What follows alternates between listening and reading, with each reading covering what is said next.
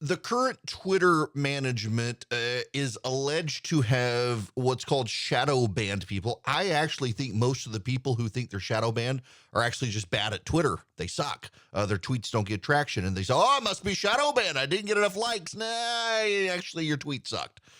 There are instances, though, where it has happened, and Twitter has admitted they have done this. They've essentially turned down people's reach, their ability to see. A lot of conservatives are just convinced they've been shadow banned. I don't think that's the case, but I do think it does happen in some cases. They have disproportionately gone after people on the right. My account got turned off for factually accurately saying that Laurel Hubbard, the transgender weightlifter who was competing as a woman in the Olympics, was a biological male. I used the phrase biological male, true statement of fact. My account got turned off for daring to say that. Elon Musk is a free speech absolutist, and these people are having a meltdown over it. The First Amendment does not apply to private companies, but if you wish it to apply to a private company, you're allowed to apply it to a private company. Elon Musk is an African immigrant to the United States of America who has become the world's wealthiest man. He is the quintessential American success story, and the left is having a meltdown. Interestingly enough, we should be thanking all of the progressives who bought Teslas for making this day possible. AOC has a Tesla. We should be sending thank you cards to Alexandria Ocasio-Cortez for buying Teslas to make this happen, for Elon Musk to be able to buy Twitter. Listen, first of all, you need to note that Elon Musk is not a conservative. I'm not quite sure how Musk became a darling of conservatives. He's not one. He's a progressive hedonist. He is of the left socially. He is a hedonist. He's not a Christian. He is of the left, largely politically. He takes government subsidies. That's how he made Tesla so big. He's not some libertarian. He's libertine. He's not libertarian. He's not the darling of the right.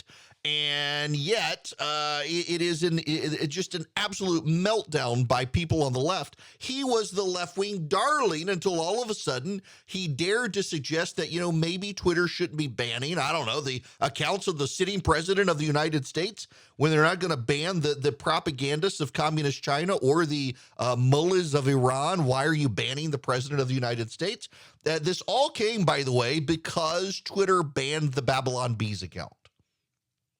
That was, by and large, the impetus, the final act that broke the camel's back that got Elon Musk to start thinking about this. Why? Elon Musk had done an interview with the Babylon Bee guys. It was a great interview. It was about free speech, among other things. And then the Babylon Bees account got suspended on Twitter because the Babylon Bee gave Rachel Levine a Man of the Year award.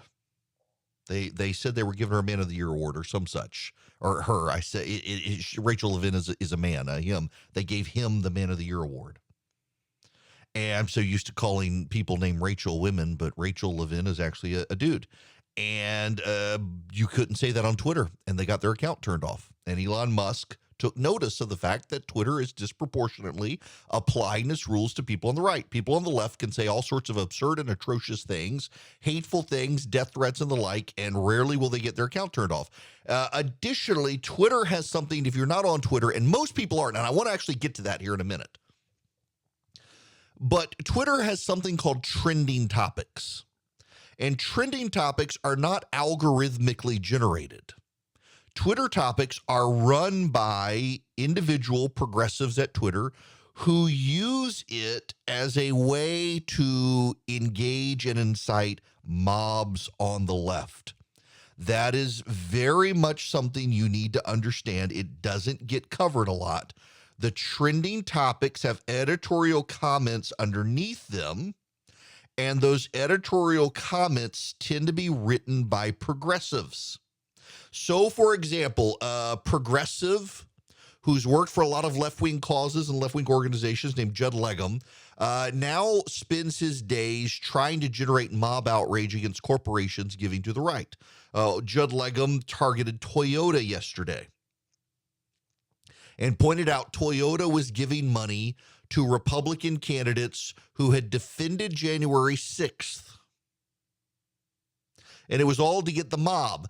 And Judd Legum is a former Clinton operative, progressive, worked at a progressive think tank.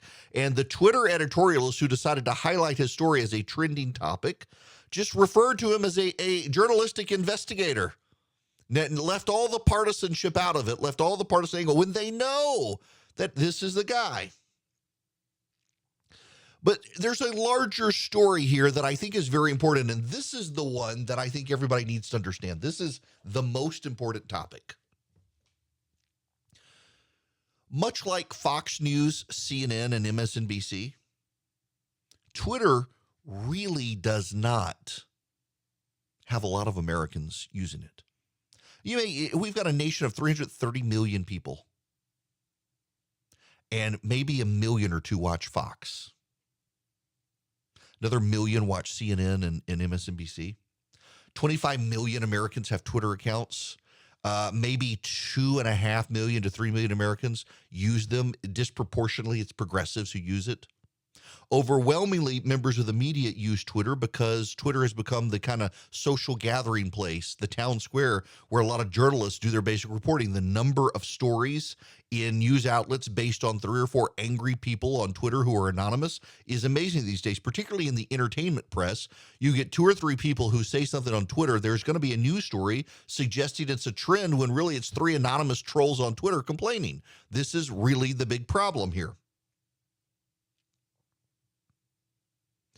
Twitter disproportionately is used by progressives and reporters, and you can tell by some of the reaction by reporters outraged that Elon Musk may dare to enforce Twitter's rules equally and fairly or scale them back to allow more speech.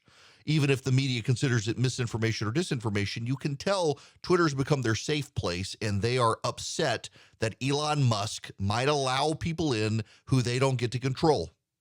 Twitter disproportionately censors people on the right against the left, in large part because reporters get outraged by people on the right and beg Twitter to do it. But overwhelmingly, most Americans are there, and they don't care about the issue.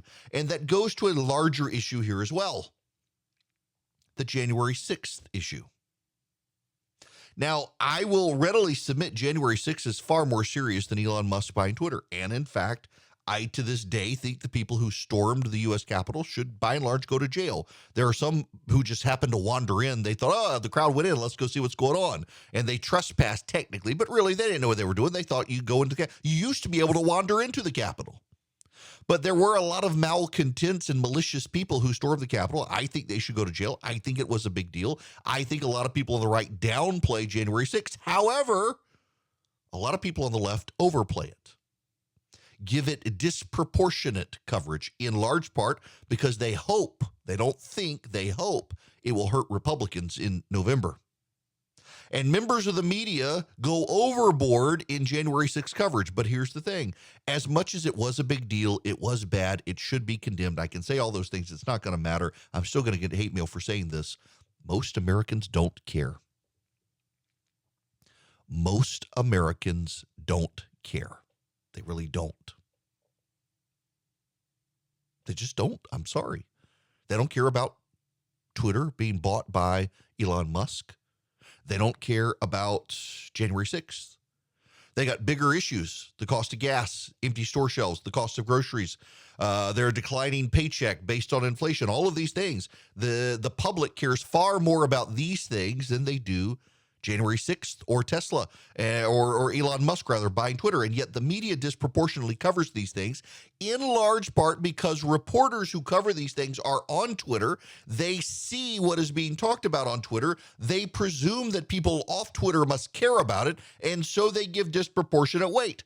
There is an argument to be made that a lot of reporters give disproportionate weight to January 6th because of the seriousness of the matter, but I don't actually think that's it. Now, I know if you care about January 6th greatly, you will deny this with your dying breath and say I'm wrong, but actually you are wrong. You too are on social media and care about this more likely than not than people with no social media accounts.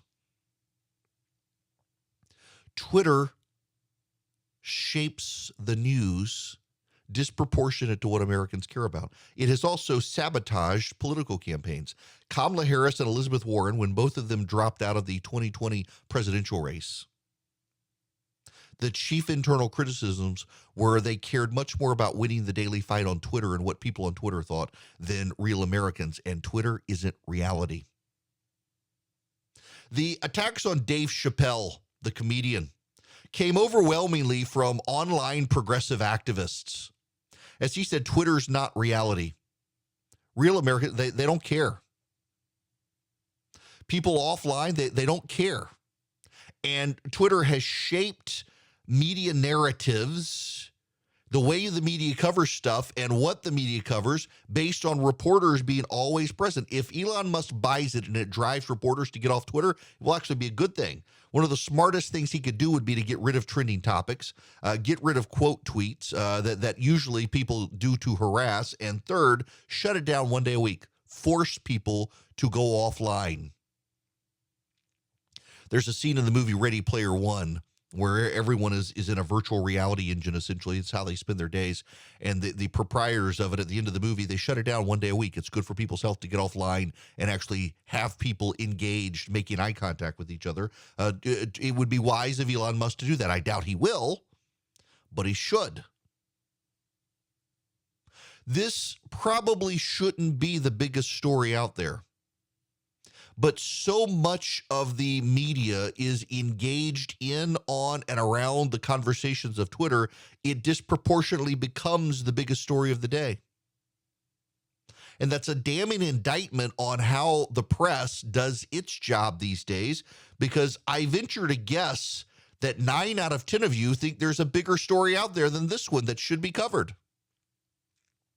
The border, the dead Border Patrol agent, things like that.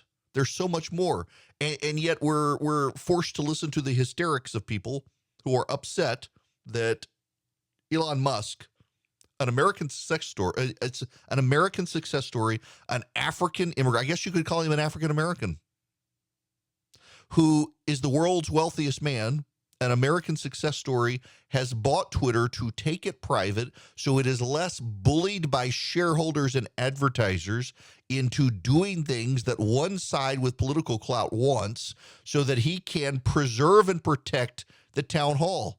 Jeff Bezos bought the Washington Post, and the left was okay with that. The idea that Elon Musk might buy to preserve and protect Twitter has them outraged. Why? Because they don't really care about speech and ideas. They care about having their own safe space. And now it might just be a little safer for them. It might be a little more dangerous for them. It might be a little more free speechy. And that's actually good for democracy, not bad for it.